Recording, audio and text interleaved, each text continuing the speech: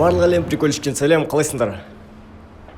Керемет жер екен, жалпы. Короче, мен балкондамын, өзімнің общагымдағы. Жалпы осылай сөйлеспегелі көп болды. Даже мен неден бастарымды білмей жатырмын. Қалайсыңдар? Солай, мен Нұрболатпын. Бүгінгі видео жылдық қорытынды. Өздерің білесің ол видеоны бұрында шығарам. Бұл енді традиция болып қала береді. Әр жыл сайын осы видеоны шығарып тұрамын бұйыртса. Бұл видеода мен осы жылы қандай жетістіктерге жеткенімді айтамын. Сендермен бөлісетін боламын.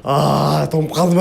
Бұл жыл маған өте керемет болды, себебі осы жылда көп зат үйрендім мен. Басты берейін, көп сөз. Осы 2021 жыл Бижан екеуміздің фильм шығуымызбен басталды. То есть фильм шығаруымызбен басталды. Біз Бижан екеуміз 2020-да, осы 2021 Новый годы болмай тұрып, фильм түсіріп тастағанбыз, белгісіз нүкте деген. Сол белгісіз нүктеден біз Новый годта шығарамыз деп шештік. И вот, біз деген шығардық.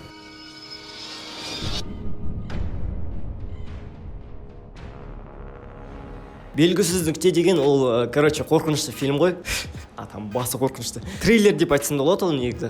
Бұл фильмде біз достарымызбен бәріміз қосылып түсіргенбіз. Негізі көп қырылдық, көп тондық, көп проблема болды сол фильмді түсіреміз деп. Но бірақ әйтеуір шығардық Новый годқа дейін. И бұл өте керемет опыт деп ойлаймын мен.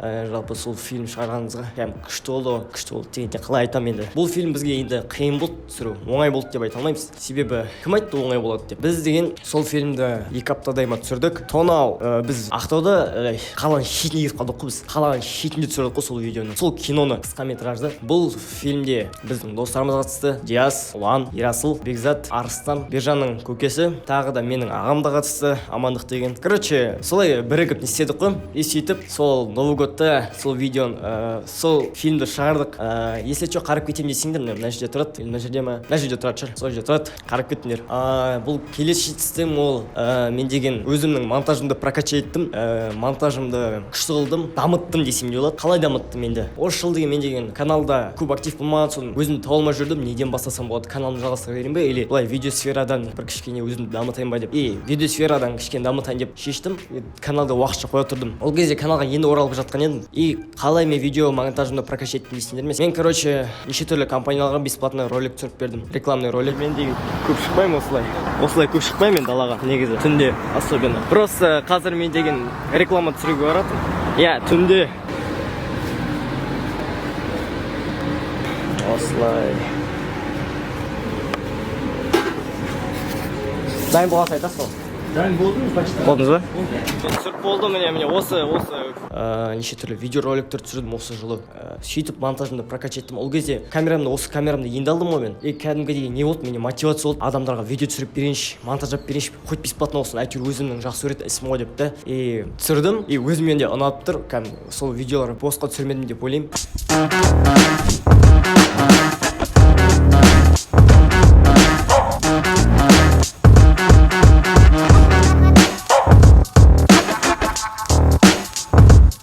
Әдемі түсірілген деп ойлаймын мен сол видеоларды өзімнің. Солардың көмегімен мен деген өзімнің монтажын прокачать еттім деп ойлаймын. Аллаға шүкір енді. Кафелердің рекламасын түсіріп бердім.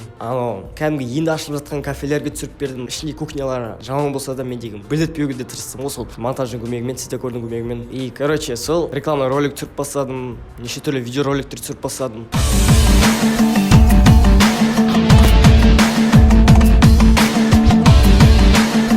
Бұның барлығы енді бесплатно түсіргем. Бесплатно дегенде кейбір кафелердің тамағын жеп алдық бесплатно деп. Енді әр жұмыс бағалану керек қой енді. Дұрыс деп ойлаймын сөйткен. Тағы не? Сол ютубқа оралмай жатып мен деген жұмысқа тұрдым еще Ақтауда бір цветочный магазинге. Цветочный магазинде стористерін түсіріп бердім. Бұл реклама емес, просто көрсетіп қояйын былай.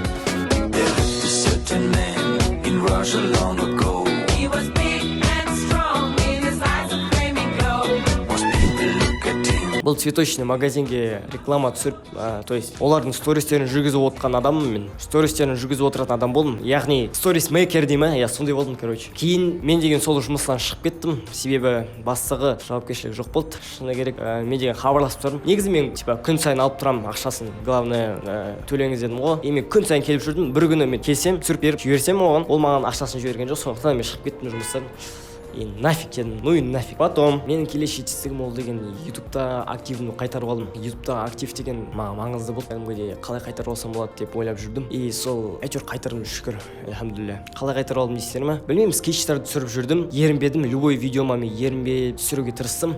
На полный, на максимум істеуге түсіруге сол видеоларды. И сөйтіп активно қайтарып алдым деп ойлаймын. Сендер ойламаңдар, мен кетемін деп. Жоқ, кетпеймін мен до конца жүремін деп ойлаймын енді.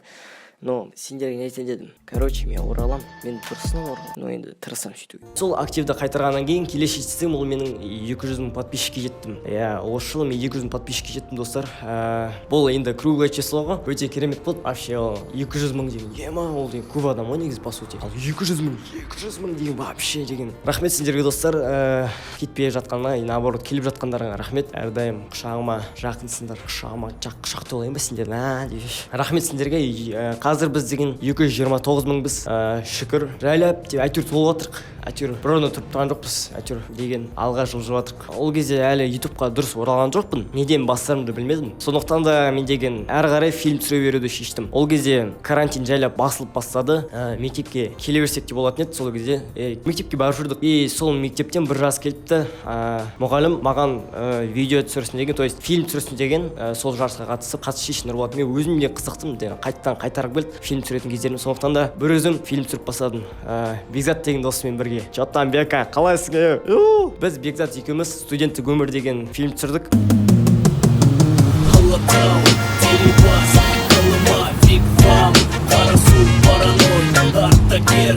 Сол студенттік өмір деген фильм түсіру, өзімізде студент болған жоқпыз, ол кезде школьник болдық. Студенттер қалай өмір сүрімізді білмейді болсақ та кішкене понятие аламыз болды, қалай өмір сүреді деген. Сол дәл кішкене дәлік түсіріппіз ғой сол фильмді. Шыны керек, фильм маған қатты ұнаған жоқ, но опыт болды. Фильм жағына опыттық болды. Если что, сол фильмді қараймын десеңдер, тағы да мына жақта шығады. Ол Бержан екеуміздің арнамызда Зуто фильм түсірген. Ол жақта Бержанның фильмді де көре аласыңдар, менің де. Короче, студенттік өмір деген фильм түсірдік. Бұл фильмді түсіру енді қиын болды. Енді студенттік өмір деген фильмде общежитие керек болды бізге. Біз общежитияны ешерін таба алмадық, себебі карантин кіргізбейміз бірдеңе деп шайып жүрді адамдар. И болды, уже фильм түсіре алмаймыз деп қиналып жүрген кезде мен дұға тіледім, маған көмектесе қойыңызшы. Мен енді Құдайдан сұрадым, көмектесе қойыңызшы, осы фильмді аяқтайықшы, тауып алайықшы деп. И Алан деген досым маған айтады, бізде медресе бар, сол жақта түсіре салыңызшы деп. Ал Алан вообще сауылшы, сол кезде выручай жіберген ғой.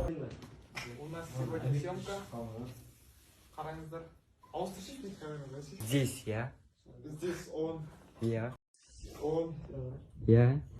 Я. Ты тоже. Это мы. Я тоже. Ұлан деген досым бар, короче, белгісі нүкте түскен, сол алдыңға айтқан. Сол бізге көмектескен, сол фильм түсіруге. И короче, сол фильмді түсірдік, ол шықты жарыққа. Біз содан сол жарыстан бірінші орын ұтып алдық, Маңғыстау бойынша. Потом әрлі бері видео түсіріп жатқан кезде, мен деген After Effects деген программа бар ғой, After Effects, эффекттер қоятын, Adobe деген фирмадан шыққан. Короче, тупой емессіздер ғой, білесіздер ғой. Мен содан эффекттерімді прокачать еттім. То есть Adobe After Effects'ті использовать үйрендім. Қалай енді үйрендім? Мен ютубта неше түрлі видеоларды байқадым. Дмитрий Флог деген. Бұл короче реклама емес, бұл респект сол каналдың авторына, маған әйтеуір болсын кішкене бірдеңе үйретті ғой After Effects'тен. Короче, мен соның видеоларын қарап After Effects'тен motion design деген затты үйрендім. Motion design мен деген қазір сендер көрсем міне осындай зат қой.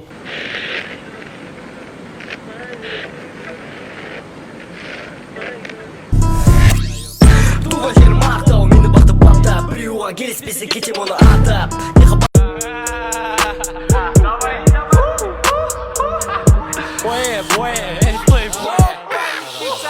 И, короче, ол motion design деген зат 3D-шный видеолар ғой, әдемі, күшті, не десем болады енді, басқа не деймін. В общем, 3D-шный әдемі видеолар өз қолыммен жасадым, қайталап соны. Жалпы керемет опыт болды. Соның көмегімен мен деген трекинг деген не екенін үйрендім. Кішкене эффект жағынан өзгердім десем де болады ғой. Сол жақсы. Потом қалай видеосфераны прокачать етіп десеңдер, мен деген ол кезде кафелердің рекламасын, бургердің рекламасын түсіріп бастадым ғой. И олардан шаршадым мен, кафелерден. Сондықтан да разнообразие керек болды. Сондықтан да мен машиналарды түсіріп бастадым.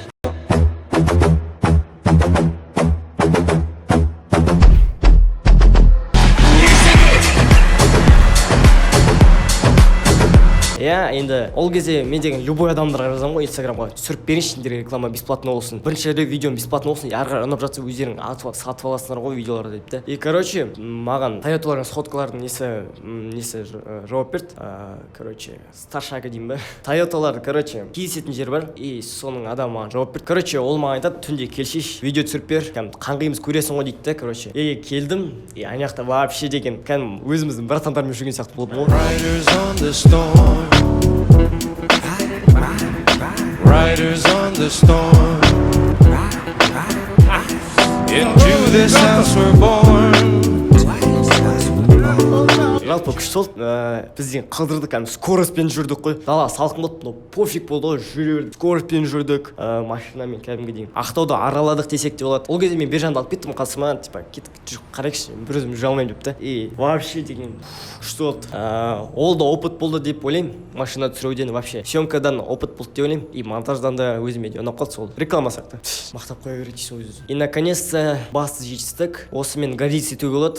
Мен өзімді контент жағынан таптым өзімді каналға қайтып оралып бастадым. Қандай жағынан? Мен деген қысқасын айтқанда деген рубриканы жалғастыруды шештім каналымда. Иә, достар, мен деген сол контентті, қазақ ютубында контентті сол өзіме аламын деп шештім.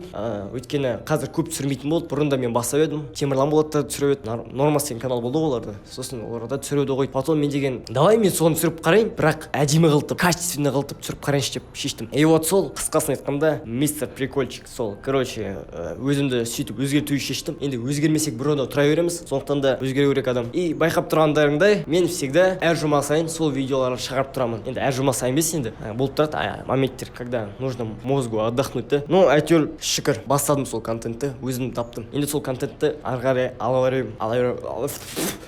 ала беремін до конца ғой. Ну, енді контент өзгерсе, каналдың өзінде өзгерту керек деп ойлаймын енді мен. Сондықтан да мен деген аватаркасы мен шапкасын өзгерттім каналының. Көбісі қарсы болды, бірақ үйренбегендіктен шығар олар сөйтіп айтып отқан. Но қазір өзіме ұнап тұр. Каналдың дизайны, качествосы, аватаркасы, новый стиль таптым деп ойлаймын өзіме.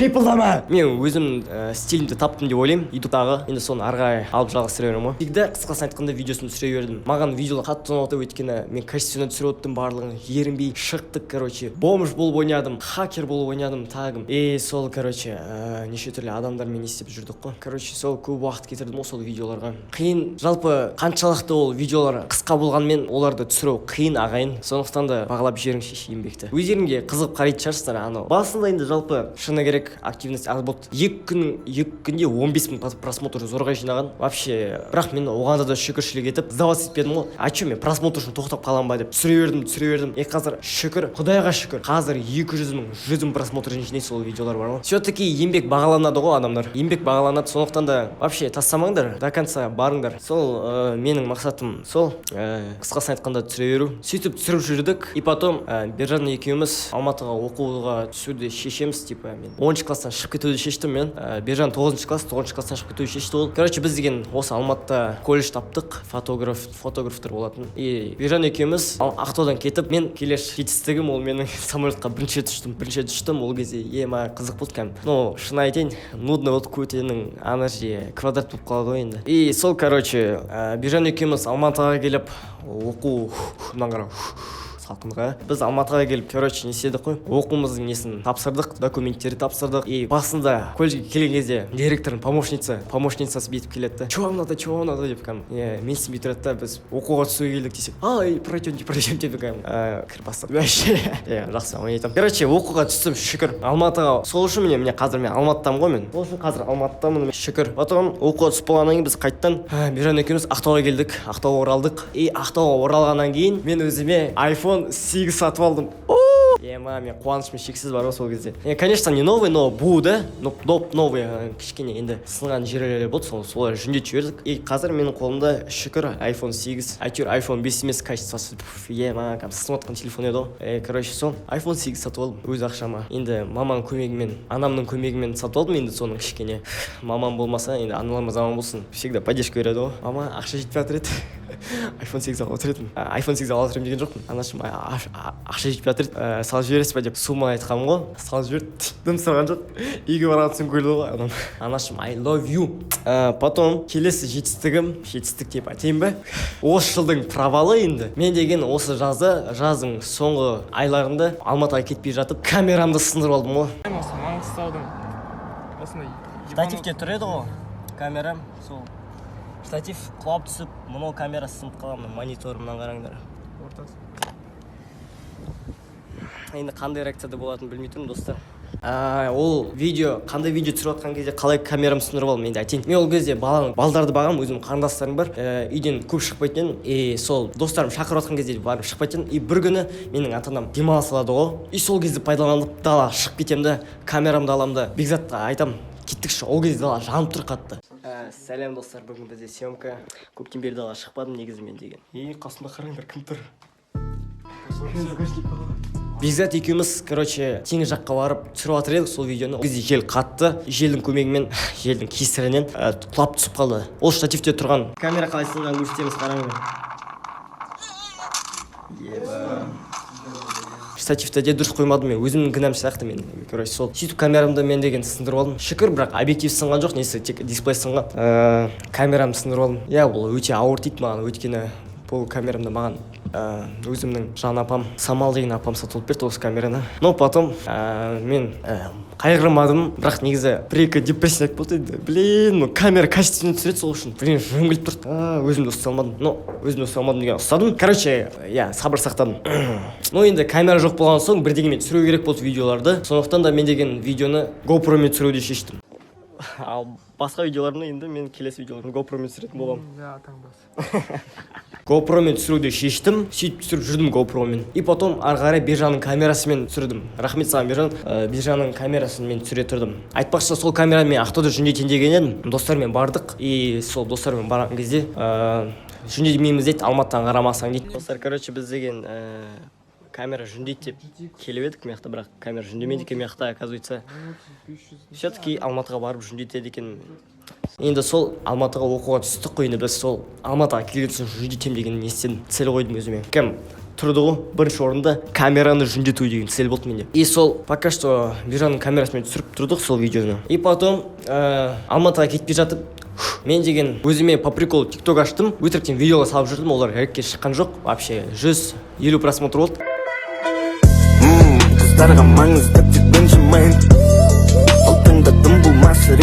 И потом ойладым мен деген, давай мен деген каналымдағы видеоларды қысқасын айтқанда, яғни қысқасын айтқанда деген видеоны TikTokқа салып көрейінші деп. Түннің бір уағында келеді ол үйде. Түннің бір уағында тұрамды, алам, скачать етем. То есть скачать етем деген экран запись жасап аламын осы iPhone 8-мен. Мақтап қоймайды дейсің онда. И сол видеоларды запись экран жасадым. Оны 9-ға 16 форматында видео монтаждадым. TikTok форматында видео монтаждадым да сол видеоны. И потом монтаждап болғаннан кейін TikTokқа салдым ғой түнін барғанда. Потом бісі деп ұйықтап қалдым да. Таңертең тұрсам 46 мың просмотр болып тұрды ғой. Потом 55 мың, 100 мың, 200 мың. Көтеріліп кеттім мен плотно TikToктан. Уже күн шығып басады, қараңдар. Күн шығып басады, Вот, сол. Неғып жүрдім мен мынаны. Әдемі болып тұр, экран. Мен деген TikToктан көтеріліп кеттім, байқамай. Потом, давай мен тағы да салайын TikTokқа видеоны дедім да. Салдым тағы да TikTokқа видеоны. Қысқасын айтқанда, мен бомжымның екінші частын. Соны TikTokқа салдым. И сол, видеода просмотр жинады. Келесі видеода просмотр жинады. Ақырында сол видеолар миллион просмотрдан жинады ғой. Миллион, Карл. Миллион просмотр жинады сол видеолар. Мен каналда зорға жинап жүрген 10 мың просмотрларым ойнап қалды ғой. TikTok бағалайтын болды менің видеоларымды. YouTube бағаламаса TikTok бағалаған болды. Потом сол TikToктағы адамдар менің каналыма көшкен, сөйтіп менің активностьім көтеріліп кеткен, қысқасын айтқанда. Сондықтан да TikToктың да әсері тиді болған. Әдемі болып тұрмын да мен. И сол, сол TikTokта 1 миллион просмотр жинағам. Әр видеоның просмотр жинағам, Келесі жетістігім ол VFXer болдым. VFXer деген не ол? Видео эффекті жауапке алатын монтажер. Мен видео эффекттерді қосатын адам болып өзімді пробовать еттім. Ол кезде Бержан деген фильм түсіріп өтті осы жазда әп сәтте деген. Алматыға кетпей жатып сол фильмді түсіреміз дегенбіз. Короче, фильм түсірді бері. И сол давай сен вификсер болып кет, эффект қоятын адам болып кет деп айтқан маған. О, давай дедім. Өзіме де қызық болды, қандай болады екен эффекттер. Жалпы қиын болды енді. Ноутбугым шыдамаған. То есть шыдады, шүкір, жарылмаған әйтеуір. В общем, қараңдар, ана қалай шыққан эффекттерді өте әдемі шыққан айтыңдаршы. Бастапқы жақсы ғой. Марвел осылай фильмге алмай қара малсыңдар деп мәш. Короче, солай ема слишком жарық болып кетті ғой маяққа. Вот сол енді вификсері болдым. И келесі жетістігім менің Ақтаудан қашып Алматыға келдім. Алматыға келіп, короче, сөйтіп жүрдік қой енді. Алматыға келген кезде сразу біз деген Бержанның көкесінің үйінде тұра тұрдық. Белгісіз нүктеде ойнаған көкесінің үйінде. Ағай? Бекер келдік бұл жерге. Бекер келдік. Жалпы күшті болды үйінде тұрған. В общем, біз деген пока что оқу басылмай жатыр. Қудық, видео түсіріп жүрдік, қыдырдық десек те болады.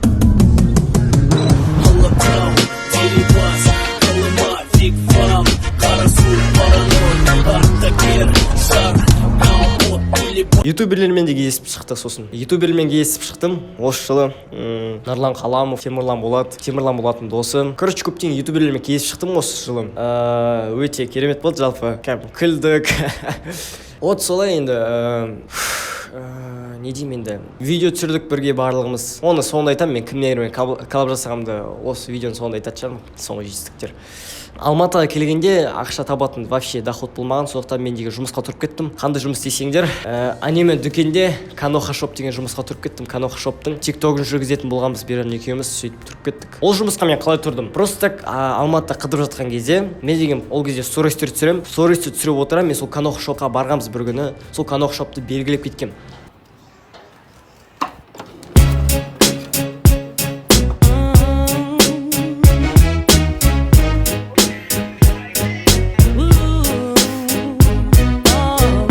И потом сол Каноха Шоптың несі бастығы мені көріп қалып кетіп, мен жұмысыма кіресің ба деген маған. А чё, давай дедім ғой, мен деген ақша таба алмаймын сол кезде вообще жоқ. Маған мен айлық жайлы сұрадым. Сол нормально беретін болған маған айлықты сол кезде. И сол короче жұмысқа тұрып кетіп, енді опыт болды, енді TikTok жағынан опыт болды, типа тренд жайлы, аниме жайлы. Байқаған шығарсыңдар, жалпы Алматыда тұратындар, аниме қызығатындар мені көрген шығар сол ректорында. Көрген болсаңдар комментарий жазып кетіңдерші. Please.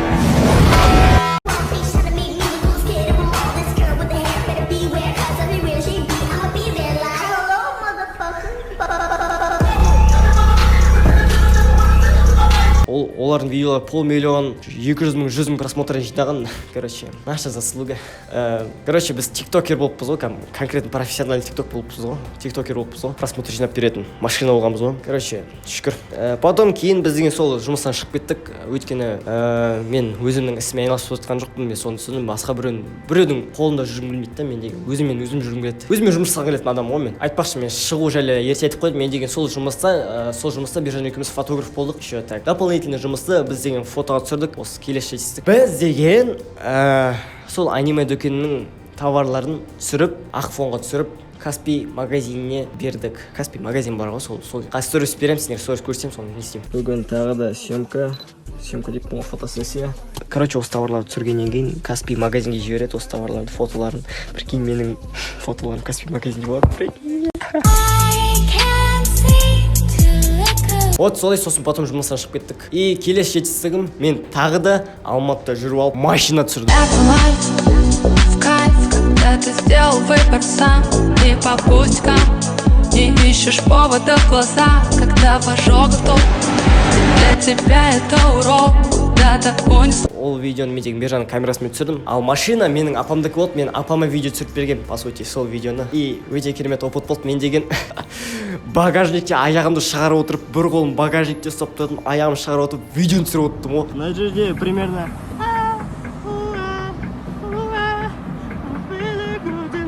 деген өлең шығу керек қой примерно.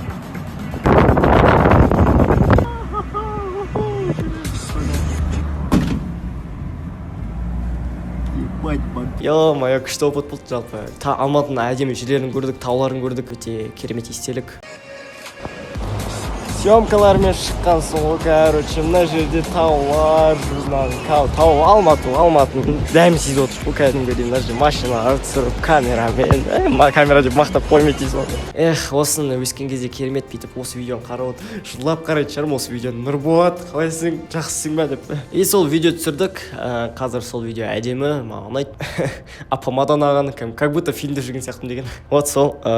Потом мен деген келесі жетістігім ютубтың трендіне қайтып оралғансың ғой. ютубтың тренд деген вкладкасы бар емес па, соның ішіне қайтып кіргенсің ғой. Бірінші орын емес, конечно, но әйтеуір кіргенсің ғой, әйтеуір. Хоть какой-то активность бар деген сөз болды ғой. Ол деген алайды маған. Еңбекті бағалайды деген сөз ғой. Расында әрбір қиыншылықтан кейін жеңілдік бар деген Құрандағы аят бекер жазылмаған ғой енді. Алла сөйтіп айтқан ғой бізге. Иә, активность түскенін көрдік. Енді көтерілеміз, сол кезде түсеміз, құлаймыз.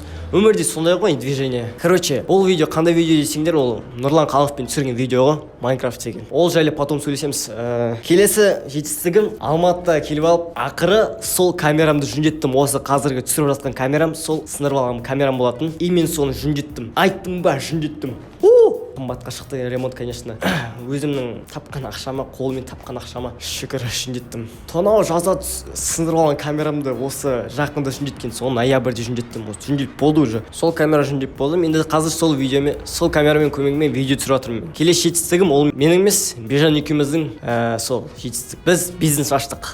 Бизнес дегенде ол үлкен бизнес емес. 3D стикер сатамыз. Басында қиын болды, кәдімгі фиговый шықты ондай заттар бізде. Даже 3D емес, ол кәдімгі қатты стикер болып шықты. И потом біз кішкене опыт алғаннан кейін оларды қалай жасау керек екенін түсіндік. Потом түсінгеннен кейін енді істеп жүрік. Қазір ешкім енді бірақ заказ алып отқан жоқ. Бірақ біз сол стикерлерді аниме шоптарға беріп жібердік, сатып жібердік. То есть бұрында біз жұмысқа тұрған магазинге, канал шопқа біз соларға аниме стикерлерді сатып жібердік. В наличии вот такие вот 3D наклейки. Вот так вот они выглядят вблизи. Вы можете их клеить на чехол, на телефон, в принципе, на любую поверхность, которую вы захотите. Оптым. Көрдіңдер ме? Біз бастығымызға жұмыс жасатқан жоқпыз. Біз бастығымызбен бірге жұмыс жасап отырмыз. Жаман айтып жібердім ау деймін да. Сол екі аниме шопқа оптым сатып жібердік стикерлерімізді 100 штуктан. Бір анимеге 50 штук, бір аниме 100 штук, 150 екен ғой, короче. И сол қазір өзіміздің неміз айтпақшы, сол Зутикер деген затымыз, бизнесіміз, ссылка описанияда кіріп кетіңдер, қарап кетіңдер. Өзіміздің дизайнымыз о жақта. Точнее, Бержан екеуміздің жасаған дизайнымыз, стикерлері, өзім жасаған дизайным, креативно ғой, творчество ғой. Сол алғысы келетіндер алғындар. Мен неғақпын жоқтым, қазақша сөйлей берейікші. Иә, сөйтші. Сонда менен жапсасам адам болам ба? Иә, Онда zutiker.kz. Иә, zutiker.kz. Zutiker.kz. Әдемі эксклюзивті 3D стикерлер. Келесі жетістігім менің жақында болған ол жетістік. TikTok'тан 4 айдың ішіне миллион лайк жинадым TikTok'та. Шүкір. Бұның барлығы не дейді? Бұның барлығы еңбектің ақысы бар. Еңбек бағаланады әрдайым. Сондықтан достар, завод етпей қойыңдар. Ал болды енді соңына келіп жеттік. Соңғы жетістігім ол осы жылы коллаб болды ютуберлермен. Көп ютубер емес шығар, но әйтеуір коллаб болды. Қазір кімдермен коллаб жасағанды айтып кетейін. Осы жылы мен деген Эндерсон деген досыммен коллаб жасадым. Йоу! Танымайтын шығар олар. Мен Нұрболатпын ғой, достар. Эндерсон дұрыстап таныстырмай кетті мен. Ол Нұрболат, рэпер, кезінде влогтар мен приколдар түсірген. Жақсы ма жалпы? Эндерсон, короче, екеуміз видео түсірдік. Қуып жүрдік. Өте керемет кездер еді. Ұйқысыз түндер еді. Короче, сол Майнкрафт ойнап түнімен видео түсірдік. Келесі коллаб ол деген Ойшыл деген каналмен бастап келе жатқан ютуберлер еді. Қазір қойып кетті ау деймін каналдарын. Бірақ негізі жақсы еді, негізі олар қолдау керек, по сути. Ойшыл деген ағалармен, екі ағалармен жаңа өтендік. Біз деген видео түсірдік, эксперимент, олар мені шақырды, мен оларды қолдауды шештім. Бәріне сәлем достар, бұл Ойшыл канал, менің есімім Ақжол, және де Нұрбек. Достар, бүгінгі біздің каналымыздың қонағы Нұрболат, яғни мистер Прикольчик. Барлық әлем прикольчиктер, достар, бүгін біздің Ойшыл каналымен бірге сендерге мықты эксперимент істедік. Қандай дейсіздер оны? Маңдай қоқыс пакетіне, кәдімгі қоқыс пакетіне біз сендерге парашют жасадық. Сол коллаб түсірдік, эксперимент қызық болды. Міне есілчі мияқта тұр, несі видеосы. Жалпы қызық болды, олардың эксперименттермен түскен. Мен олармен бірге қысқасын айтқанда видеосын түсіргем. Бар, өзіңді достойны адам екенімді көрсет. Мен оларға жақындадым. Олар маған мән бермеді. Базар жоқ, жұмысыңа кіріп кетуде болсына. Тоже мияқта қарап кеттіңдер. Келесі коллаб бол деген пазл. Білесіздер ғой сендер, алдыңғы жылы біз деген пазлмен видео түсірдік қой. Сол осы жылы шығып тұр солардың видеолары. солар бір жыл бойы монтаж жағымен не істеген дейсің. Егер пазл қарап отырсаңдар, ассалаумағалейкум, қалайсыңдар? Сәлем достар, сіздермен бірге Puzzle Life арнасы. Менің есімім Әділ, Али және Дайындалып келмеппін. Алмас депсең. Ассаламетсіздер ме? Қалайсыңдар достар? Жалпы иә, сол әйтеуір шықты ғой, әйтеуір. Ештен кеш жақсы ғой. Сол видео шықты, если что, мияқтан тұр дейсің. Бәрін мияқты қойып тұрамын, міне мияқты қарап кеттіңдер. Керемет видео еді, кәдімгі күшті шыққан, прикол шыққан. Келесі ол коллаб Нұрлан Қаламовпен бірге. Нұрлан Қаламов екеуміз қысқасын айтқанда Майнкрафт видео түсіргенбіз. Сөйтсем ағаштың арасынан Нұрлан жүр екен. Оппана. Мен Нұрланның қасына бардым. Ол мені көріп қатты қуанды. Сонда ол 10 сағат бойы осы өмірде жүрді ма? Мен одан не болып жатыр деп сұрадым. Ол маған бәрін түсіндіріп берді. И тағы бір коллаб түсіргенбіз оның каналына, TikTok жайлы. Алфамен түсіріп отырық деген ол. Хей! Хей, барсыңдар. Хей, сәлем достар. Сізбен бірге мен Нұрлан Қалам және Мен мистер Нұрболат. Прикольчик, Нұрболат және Бержан. Короче, екі видео мияқта тұр. Өте керемет. Нұрлан Қаламовпен танысқаныма қуаныштымын. Жалпы оған дейін біз деген Алматыға келмей жатып былай социальный сетпен араласып тұрдық. Қазір доспыз, кейсетін доспыз ғой. В общем, интернет деген мықты ғой, по сути. Адамдар таныстырады. Кеше ғана интернетте сөйлеп жүрген, ВК-да сөйлеп жүрген адамдар едік. Қазір бірге видео түсіріп жүрміз. Таңғалым жалпы өмірге. Потом коллаб дейін ба, коллаб демей ақ қояйын ба. Нұр Channel влогында пайда болдым мен. Нұр Channel'дың влогында жүрмін мен. Все дейтін, ё-моё, достар, прикольчик! Там прикол. Прикол, давай. Сразу на Аха, давай, эмоциялармен на ровном месте. телефонмен не сияқты болдым. Без проблем, без проблем. Короче, прикольчик болмай енді Нұр Channel каналына келгеніме қуаныштым. Мамам, папа, сәлем, інілерім бар ма, қарай ма мені? Інілерім, сәлем сендерге. Сәлем жолдап кеттім. Мистер Прикольчик мен фанатым ғой, братан, ё-мо, қолын ұстап қой. Болды, қол жуу деген жоқ қой, все, болды. Нұрлан Қаламовтың да фанатым ғой, все. Сен де фанатым бола салайын де. Братан бар ғой, короче, GTA түсіретін анау. Соның видеосына шықтық енді бізден. Шүкір, қарапайым адам ғой. Таныстық ютуберлермен. Вот сол коллаб деген осы. Иә достар, осы жылы деген неше түрлі осы жылы көп таңғалдым мен. Осыны ішін өзім блокнотымда оқып отырмын ғой барлық. Короче, осы жылы көп зат әкелген, көп волшебство әкелген осы жылы. Қазір Новый год па? Қазір Новый год қой, мен просто соны отырмын, мен қазір балконда отырғанмын ғой. Короче, осы видео сендер ұнады деп ойлаймын. Жаңа жыл жақындап қалды. Не істейміз енді? Жаңа жылдарыңмен сендерде көптеген жетістіктер жіберіңдер. Сендерге тағы да рахмет айтамын. Менімен бірге осылай болғандарыңызға, әлі де қолдап жатқандарыңызға, көрермендерім, прикольяндарым деп. Рахмет сендерге осы уақытқа дейін менімен бірге болғандарыңызға. Қоштасып отқан адам сияқтымын, как будто. Рахмет. Ары қарай дальше больше дейді ғой. Сендерге көп рахмет. Рахмет деп айта берейінші. Рахмет деген сөзге тоймаймын. Вот сол, короче, менімен бірге болғандарыңызға енді жақында осы Новый год болайын деп тұр. 200 мың, ары қарай 300 мың, 400 мың, миллионға дейін барайық. Контент мейкер болайын менде. И сол сендерге де осы жылы денсаулық, зор байлық, ата-ананың аман болуы, өздеріңіз аман болуы тілеймін. Көптеген жетістіктер жетіңдер. Басы берілмеңдер. Осы оқиғадан кейін қалай берілесіңдер, мен айтып отырмын даже. Мен ойладым жалпы осы ютубта тастап кететін шығармын деп. Жоқ, бірақ тастап кеткен жоқпын. Келесі апта 5-ші күні, жұма күні жаңа жыл жайлы видео шығады. Қысқасын айтқанда аязда атамын деген. Күтіңдер. Прикол, жыртыласыңдар. Ал сендермен болған мен Нұрболат. Сау саламат болыңдар. Пока-пока. Чао.